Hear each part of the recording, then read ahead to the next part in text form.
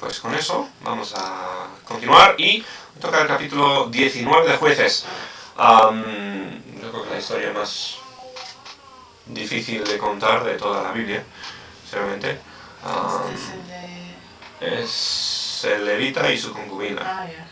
Así que bueno, os recuerdo, antes de empezar, recordamos qué es lo que estamos viendo en Jueces, cuál es el propósito del libro y qué es lo que hemos ido evolucionando o lo al revés, ¿no? Yendo hacia lo peor, devolucionando en cuanto al carácter moral de la nación de Israel.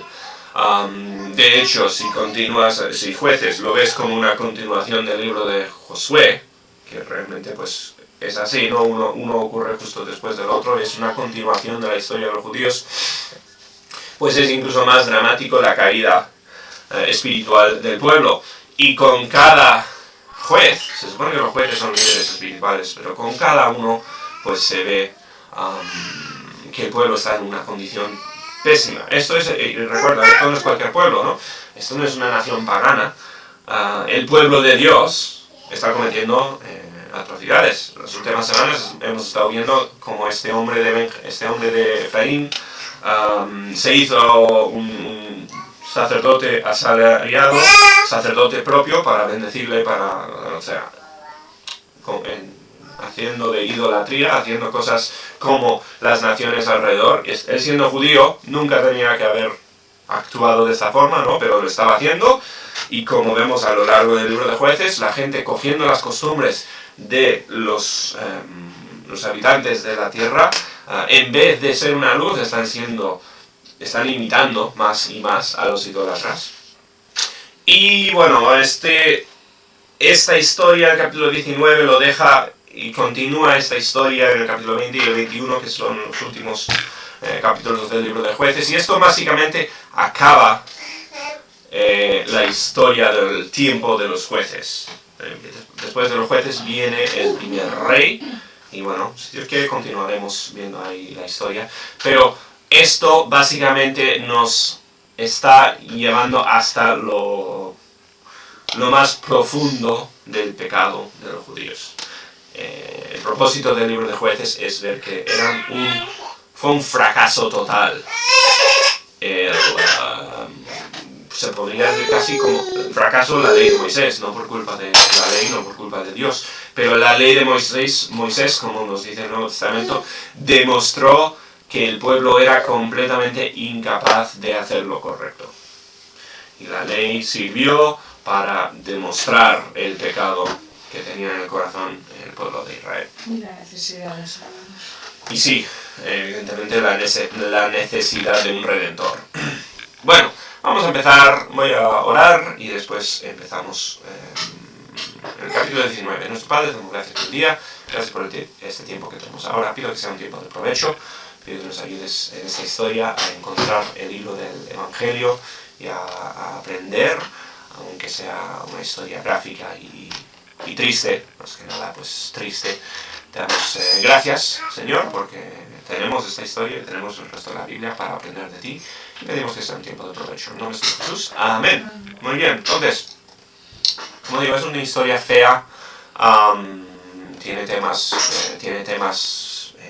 maduros, sensibles, y desde luego pues vamos a intentar tratarlo de una forma razonable, pero entender que esto pues no es muy bonita la historia. Bien, esto habla del pecado, esto habla del corazón humano depravado sin Dios. Bueno, dice así: en aquellos días, en el tiempo de los jueces, ¿no? Esto más grande. ¿Dónde estamos aquí? En aquellos días, cuando no había rey en Israel, esto lo hemos visto ya bastantes veces, esto es introducción al día cuando hay rey en Israel. O sea, esto todo culmina con el pueblo escogiendo un rey. Dice, hubo un levita. Bien, vimos hace poco otro levita, seguramente este es diferente, ¿no?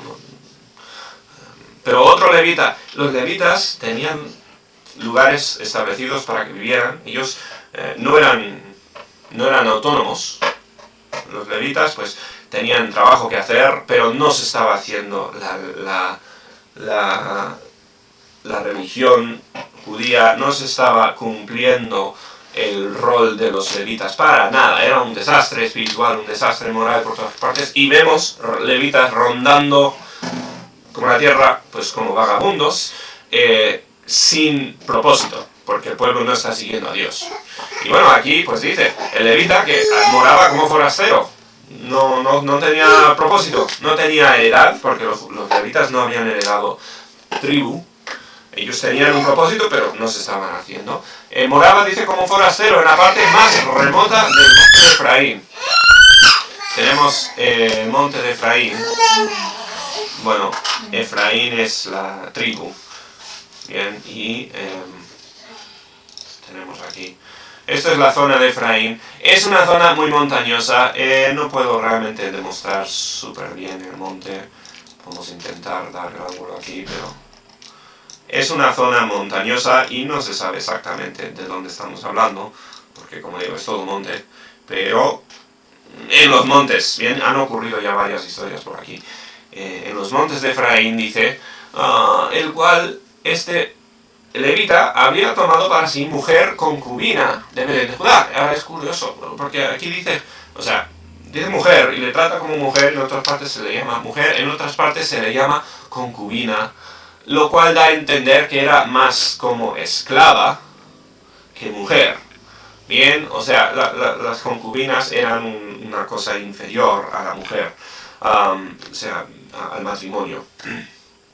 Y no nos da mucho detalle, no nos dice por qué. Simplemente, pues este hombre tomó una concubina, algo que era o sea, en contrario a la ley de Dios. O sea, la ley de Moisés habla del matrimonio.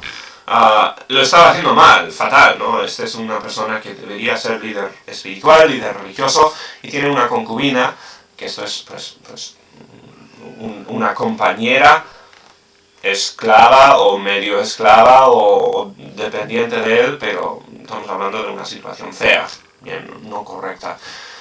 Dice, esta concubina era de Belén de Judá, y yo no sé si era judía o no. Belén, evidentemente, sabe, este es el Belén de Judá donde nació Jesús, de hecho, bien, es un lugar conocido en la Biblia, un lugar importante en la Biblia. Puede ser, pues, judía, o quizás siendo concubina, uno de los habitantes originales de Belén, de la zona. Yo creo más probable eso, pero nos dice que era de ahí simplemente. Bien, entonces él es de Efraín, tomó esta mujer concubina de Belén, de alguna forma, no sabemos cómo se conectaron, no sabemos cómo la encontró, quizás la compró, quizás fue comprada como esclava, no se sabe. Dice, y su concubina le fue infiel y se fue de la casa de su padre, se escapó y volvió a casa de su padre, a Belén de Judá. Ahora, no entendemos bien la relación entre él y ella, quizás en algún sitio entre esclavo y marido y mujer, ¿no? Evidentemente feo, no correcto, malo de parte de él. Seguramente ella es aquí víctima en esta circunstancia, y toda esta situación es fea. No sabemos los detalles, no sabemos por qué ni qué es lo que se debía haber hecho, pero sabemos que estuvo mal. ¿Bien? Ella huye de él, bien, eso también debería contarnos algo. Se fue de él a casa de su padre, a Belén de Judá, y estuvo allí 4 meses. O sea, volvió a su hogar, a su familia, de donde vino. Dice, y se levantó su marido, aquí se le llama marido o no, pero entendemos que eso es una relación rara. Su marido le siguió para hablarla amorosamente y hacerla volver, para intentar convencerla de venir una vez más con él. Y llevó consigo un criado, un par de asnos, y ella le hizo entrar en la casa de su padre. Estas cosas quizás para vender, para comprarla de nuevo, en un sentido. Entonces va al hogar de ella, en Belén. Esto es una distancia de, el mapa me pone 40 kilómetros, así es una distancia, una buena distancia. Dice, 4, y viéndole, el padre de la joven salió a recibirle gozoso. No creo que fuera pues porque estaba encantado con lo que había hecho con su hija, más probablemente pues porque le podría beneficiar económicamente esto. Dice, salió a recibirle gozoso y le detuvo su suegro, el padre de la joven, y quedó en su casa 3 días, comiendo y bebiendo y alojándose allí. Bien, y como digo, no puedo explicar la relación aquí, no sé, la Biblia no nos cuenta mucho, pero bueno, simplemente pues él se demora entonces en la casa de la mujer, la concubina. Se queda en Belén. Esta parte de la historia es curiosa, y aquí pasamos varios versículos hablando de su tiempo en Belén. Yo creo que una cosa digna de recordar aquí es que el levita no tiene trabajo. Nos dijo antes la Biblia, era forastero, ¿no? No tiene hogar, no tiene responsabilidad, tiene responsabilidad como levita, no la está cumpliendo porque los judíos no están adorando a Dios, no están siguiendo las leyes ceremoniales en cuanto a los sacrificios, no están haciendo lo correcto. Este levita pues está dando vueltas sin propósito. Bien, eso nos cuenta ya el estado espiritual del pueblo de Israel. Bueno, se quedó ahí varios días. Al cuarto día, cuando se levantaron de mañana, se levantó también el levita para irse, y el padre de la joven dijo a su yerno, conforta tu corazón con un bocado de pan y después os iréis. Esto me recuerda a ir a casa de mis suegros, cuando no quieren que volvamos a casa, pues nos animan a quedarnos más y más tiempo. Pues aquí estaba ocurriendo. El padre le dice, quédate aquí un rato más. Y se sentaron todos juntos y comieron y bebieron, y el padre de la joven dijo al varón, yo te ruego que quieras pasar aquí la noche y se alegrará tu corazón. Y le dijo, pues ya ha pasado el día, ya es tarde, no salgas, quédate otra noche más. Esto es simplemente la historia, esto tiene razón, o sea, esto está llegando a un propósito, ¿no? No es que sea ni bueno ni malo lo que hicieron, pero todo esto culmina en algo. Dice, y se levantó el varón para irse, pero insistió su suegro y volvió a pasar ahí la noche, otro día. Y al quinto día, levantándose de mañana para irse, le dijo el padre de la joven, conforte ahora tu corazón y aguarda hasta que decline el día, y comieron juntos. O sea, seguimos con la misma historia, cada vez que quiere salir, pues se queda al final un ratito más. No se puede decidir salir. Y bueno, dice, luego se levantó el varón para irse, él y su concubina y su criado, y entonces su suegro, el padre de la joven, le dijo, he aquí, ya el día declina, dice, para anochecer, te ruego que pases aquí la noche, he aquí que el día se acaba, duerme aquí, para que se alegre tu corazón, y mañana os levantáis temprano a vuestro camino y iréis de casa. Bien, es un camino que se puede hacer en un día, bien, es una distancia, es un viaje de un día, pero es un viaje de un día si sales por la mañana, ¿no? Tienen que volver de Belén a Efraín. ¿Y qué ha pasado? Pues otro día se han levantado, se han quedado a comer, han salido, y para cuando quiere salir de casa ya es tarde, y otra vez el suegro, quédate. Se ve que se quiere ir el levita, pero por un motivo u otro pues no está consiguiendo. Bien, quizás aquí otra vez porque no puede convencer a su concubina de salir, puede ser algo de ahí también, ¿no? Que tiene dificultad con convencerla para que se vaya con él. Pero sea cual sea el caso, no salen hasta súper tarde, porque dice, más el hombre no quiso pasar ahí la noche, ya había pasado varias noches extras en la casa, no quería pasar más noches allí, sino que se levantó y se fue, ya es tarde y sale de casa. Y llegó hasta enfrente de Jebús, que es Jerusalén. Bueno, mira, aquí está Jebús en el mapa. A ver, un poquito más adelante, vemos un poquito más esta perspectiva del camino, ¿no? Jebús está pues muy poquito, hay poca distancia entre Belén y Jerusalén. Bien, Jebús es Jerusalén. 6 kilómetros o algo así, ¿no? No es mucha distancia. Pero sale tan tarde de casa en Belén que cuando llega a Jerusalén ya es de noche. Bien, ahora, en estos tiempos, Jerusalén, que pertenece a la tribu de Judá. A ver, no sé si aparece aquí. Bueno, la tribu de Judá es todo esto. La tribu de Judá es todo esto. Esto pertenece a la tribu de Judá, no se ha conquistado. Jerusalén es otra ciudad, pues, que no la tribu de Judá no ha conseguido tomar. Bien, como en tantos casos ya hemos visto, no han tomado las ciudades. La ciudad de Jerusalén es fortificada, está encima de un monte, es muy difícil de tomar y sigue siendo completamente pagana la ciudad. Bien, viven allí gente pagana. Ahora, no sabemos la condición espiritual de ellos, simplemente que no eran judíos. Ahora, es curioso que en Jerusalén, pues antes de estos tiempos, en los tiempos de Abraham, parece ser, había gente que adoraba a Jehová allí. De ahí viene Melquisedec, el sacerdote, el rey de Jerusalén. Así que Jerusalén quizás tenía tradición de adorar a Jehová. Ahora, podría haber cambiado tremendamente a estos tiempos, no nos dice la Biblia, pero curiosamente, y esto está en la Biblia pues a propósito, no está aquí al azar. Dice el levita: estando ya junto de Jebús, o Jerusalén, el día había declinado mucho, y dijo el criado a su señor: ven ahora y vámonos a esta ciudad de los jebuseos, para que pasemos en ella la noche. Bien, Jerusalén era ciudad de jebuseos, no judíos, no había sido conquistado. Y siendo así, el levita dice: Señor respondió, no iremos a ninguna ciudad de extranjeros, que no sea de los hijos de Israel, sino que pasaremos hasta Gabaa.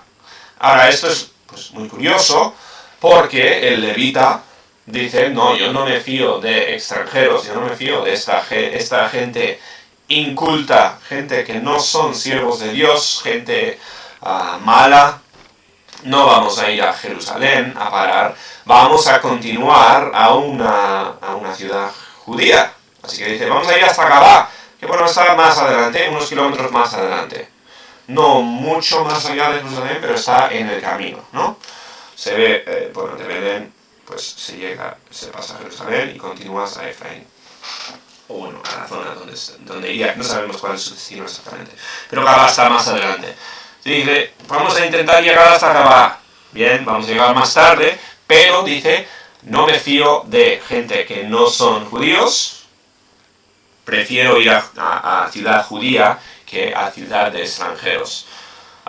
Dice el 13: ven, sigamos hasta uno de esos lugares para pasar la noche en Gabaa o en Ramá. Ven, que Ramá es otra ciudad un poquito más adelante, bien, en el mismo camino. Y vamos a llegar a algún sitio judío. Dice: pasando pues, caminaron y se les puso el sol junto a Gabaa, que era de Benjamín. Y eso significa que ya es oscuro, ¿no? Baja el sol y ya no se ve. No hay luces, no hay linternas, no estamos hablando de oscuridad completa.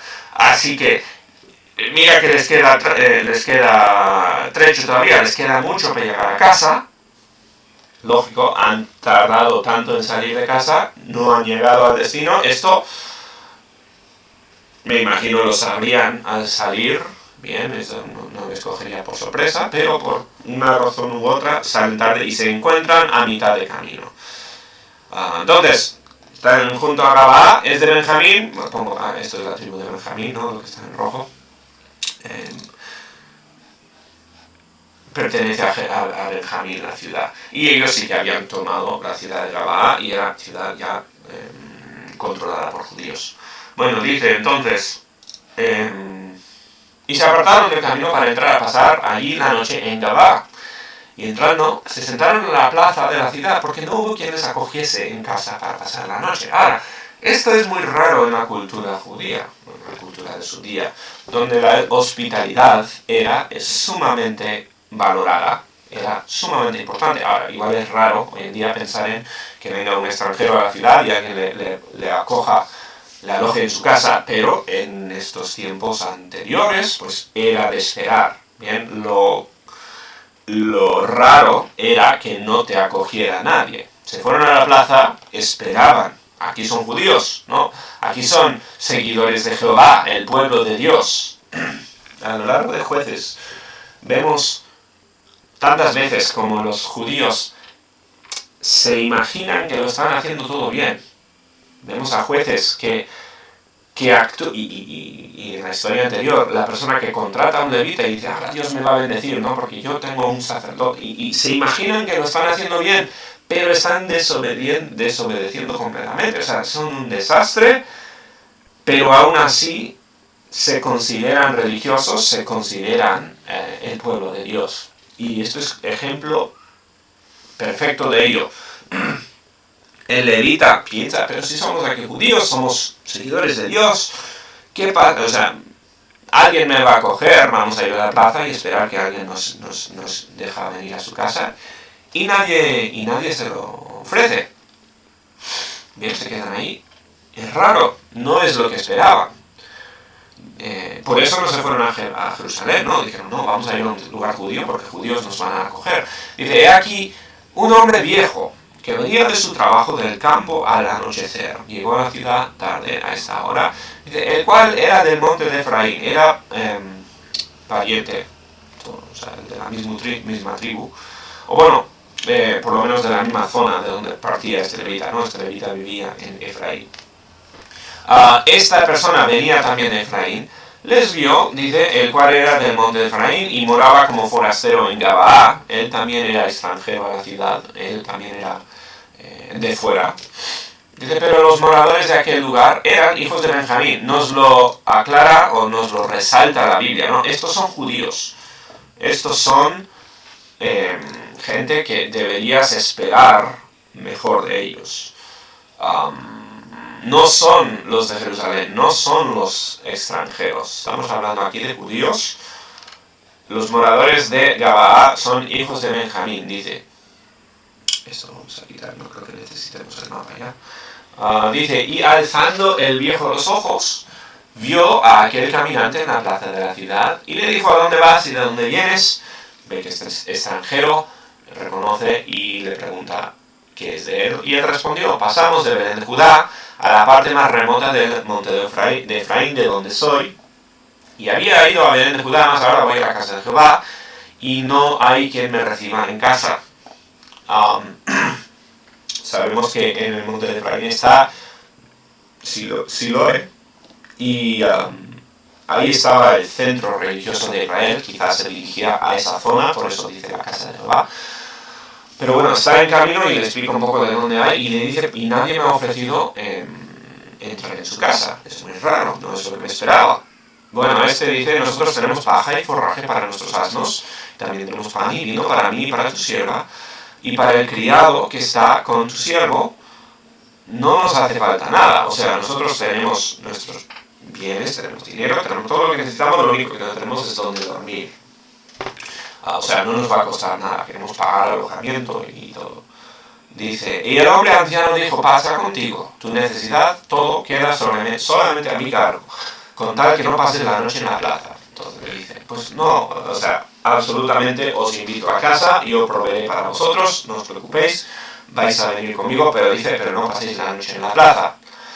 Y los trajo a su casa, y dio de comer a sus asnos, y les lavaron los pies, y comieron y bebieron. Pero cuando estaban gozosos, he aquí que los hombres de aquella ciudad, hombres perversos, ¿bien?, rodearon la casa, golpeando a la puerta, y hablaron al anciano, dueño de la casa, diciendo, saca al hombre que ha entrado en tu casa para que lo conozcamos. Ahora, esta historia, bien, que obviamente esto no es la única vez, esta no es la única vez que ocurre en esta ciudad. Aquí estamos hablando de una ciudad donde se amotinó todo el pueblo para violar a los que vinieron a visitar. Esta historia viene aquí porque es un eco casi exacto de la situación de Sodoma y Gomorra, cuando te acuerdas de Lot, el sobrino de Abraham. Bien, te acuerdas de Lot, vivía en una ciudad perversa, conocida por su perversidad, una ciudad pues terrible, y van a la ciudad dos ángeles para ver la condición de la ciudad, para sondear la ciudad.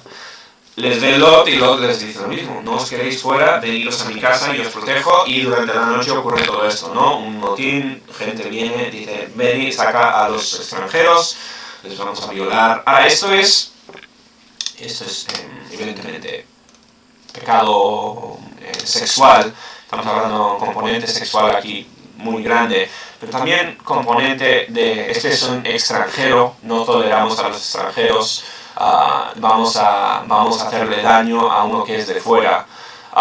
Esto está, o sea, hay mucha historia aquí. No es...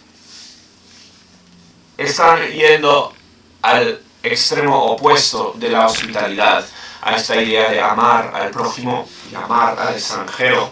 Están yendo a activamente hacer daño al prójimo. Bien, es feo, se podría llamar racismo, ¿no? Pero bueno, es algo de buscar lo opuesto a lo que se debería hacer. Obviamente también está el componente sexual y la lujuria, y aquí ahora pues es un pecado muy complejo, es una situación muy compleja. Pero la cuestión es, quieren hacer daño a una persona indefensa, a una persona sola, a una persona que no es de aquí, pueden aprovecharse de esta persona y lo quieren hacer. Bien, situación terrible, terrible. Y todo esto nos cuenta el corazón de un pueblo entero de judíos. Estos son judíos, estos son personas que supuestamente son el pueblo de Dios. Supuestamente adoran a Jehová, supuestamente sacrifican, supuestamente son una luz a las naciones alrededor, demostrando pues cómo quiere Dios que la gente viva, y son exactamente iguales que el pueblo de Sodoma y Gomorra. Bien, el ejemplo más extremo de la depravidad humana en la Biblia. Bueno, entonces, esto es lo que está pasando. 23. Y salió a ellos el dueño de la casa. Y hasta este momento, pues, tenemos aquí la persona que se está intentando rescatar, ¿no? Proteger de esta situación. Y les dijo: no, hermanos míos, os ruego que no cometáis este mal, ya que este hombre ha entrado en mi casa, no hagáis esa maldad. Les dice que no intenta apaciguar la situación. He aquí, dice, mi hija virgen y la concubina de él, yo os las sacaré ahora, humilladlas y haced con ellas como os parezca, y no hagáis a este hombre cosa tan infame. A esto se ve muy rápidamente, pero estamos hablando aquí de cosas súper feas, evidentemente. Esto no tiene lógica, es casi impensable, casi no se puede ni imaginar, ¿no? Y esto obviamente viene después de un motín.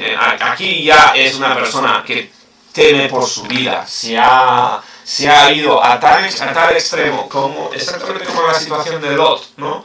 En el caso de Lot quería cuidar de esta gente, de estos extranjeros, cosa que era importante, cosa que era correcta, lo que debía de hacer, y el pueblo estaba tan empeñados en hacer violencia, en hacer daño, que le querían matar a Lot.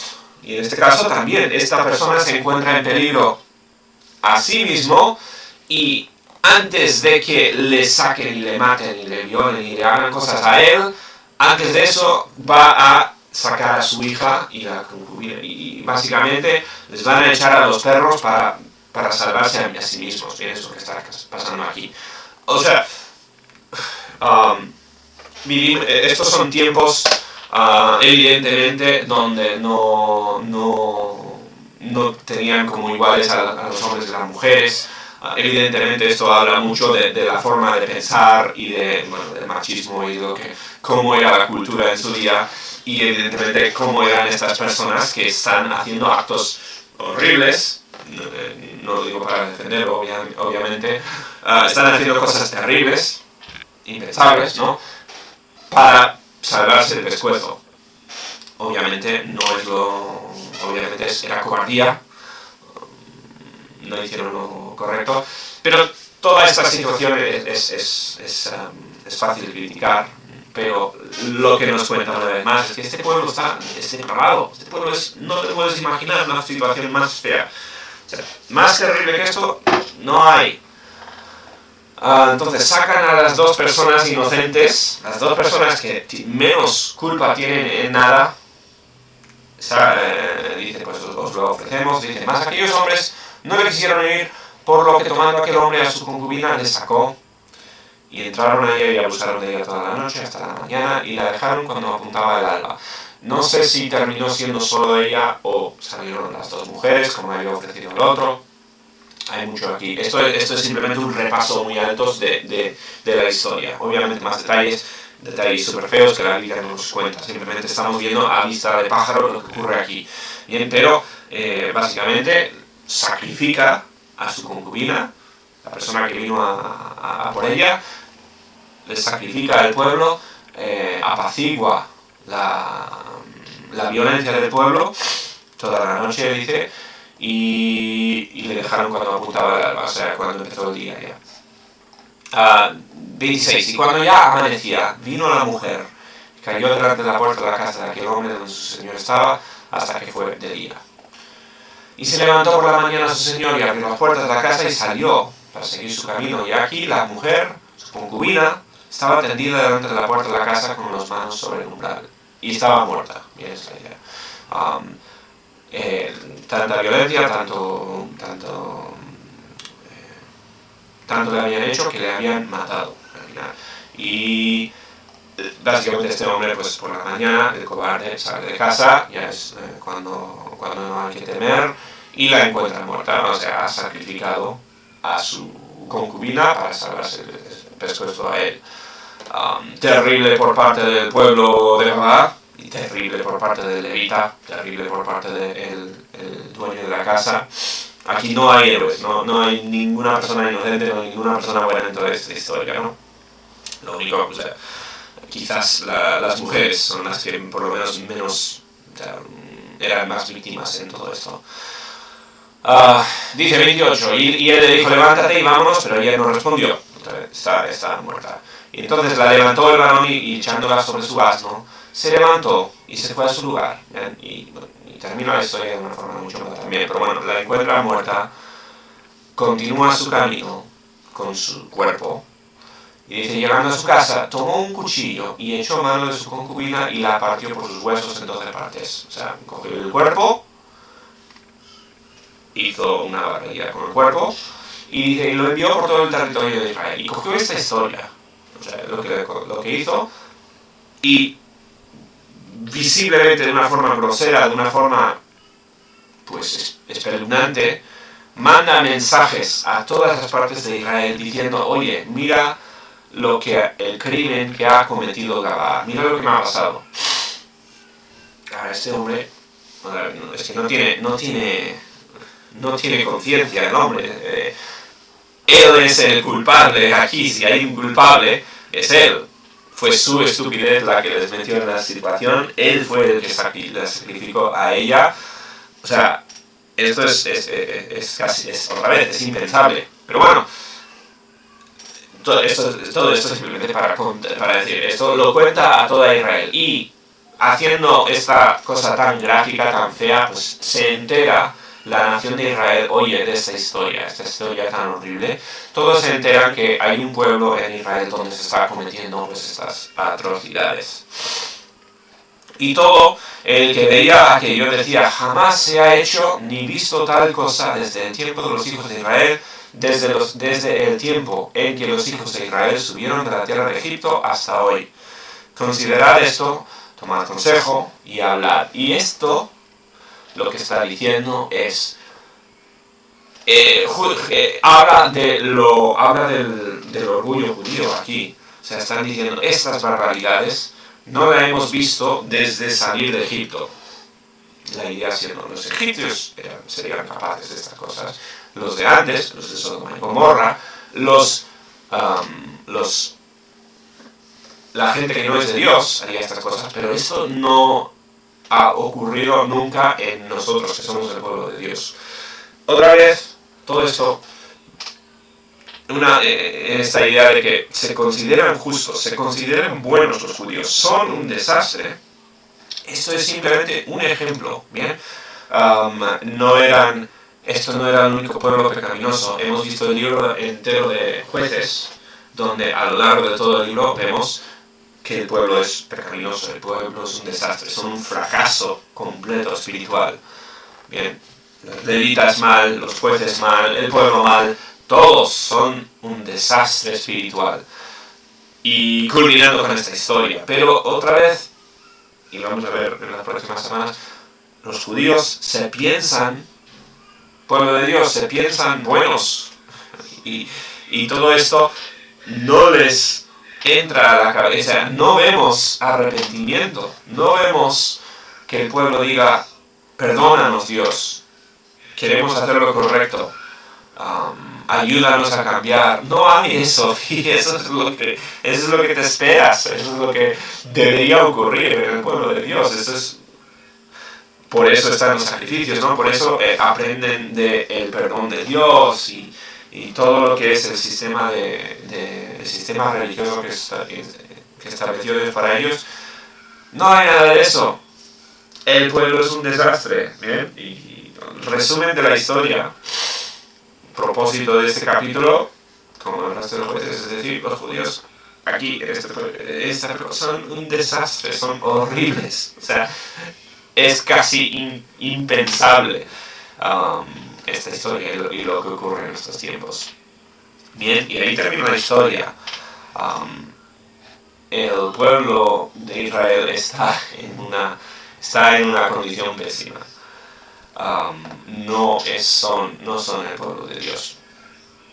Están a pocas generaciones de Moisés y de Josué y de grandes héroes y gente que, pues, con fe tremenda y un deseo tremendo de servir a Dios. Están a pocas generaciones de real héroes de la historia de la Biblia y les vemos en esta condición. Todo esto nos habla, como decía Raquel al principio, nos habla del corazón humano, nos habla de lo terrible que somos los humanos. Es muy fácil mirar esta historia y compararnos y decir, pues yo soy mejor persona, yo jamás haría esto, yo soy mejor persona que en los tiempos de aquí. La realidad sencilla, la realidad fea, es que todos los humanos somos iguales de malos. No hemos cambiado desde los tiempos de la Biblia hasta hoy. La cultura ha cambiado, lo que es normal ha cambiado. Hoy en día estas cosas no son normales en nuestra parte del mundo, pero el corazón humano es el mismo. El corazón humano es depravado.